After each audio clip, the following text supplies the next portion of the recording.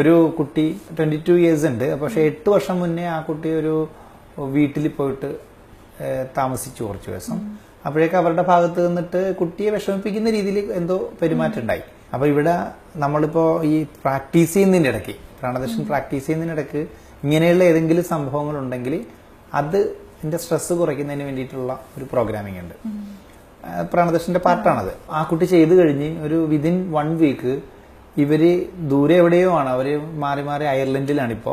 അവരും ഈ കുട്ടിയും തമ്മിൽ ഒരു കണക്ഷനും ഇല്ല. പക്ഷെ ഈ കുട്ടിയുടെ നമ്പർ എവിടെ നിന്ന് എടുത്ത് വിളിച്ച് ആ അന്നുണ്ടായ സംഭവത്തിന് ഈ കുട്ടിയോട് ക്ഷമ ചോദിച്ചു.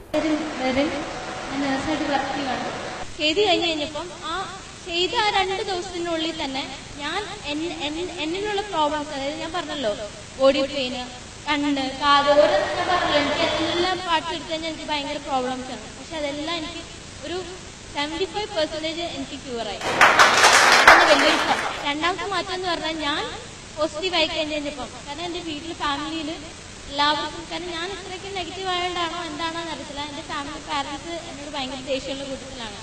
4 മണിക്കൂർ എന്നെ വഴക്ക് പറഞ്ഞുകൊണ്ടിരിക്കാൻ നേരമുള്ളൂ, ഒരു കാര്യത്തിന് സപ്പോർട്ട് ചെയ്യത്തില്ല, ഒന്നുമില്ല. അപ്പൊ ഞാൻ പോസിറ്റീവ് ആയതുകൊണ്ട് എന്റെ വീട്ടിൽ ഫാമിലിയിൽ പപ്പയാണ് എന്റെ കൂടെ ഉള്ളത്.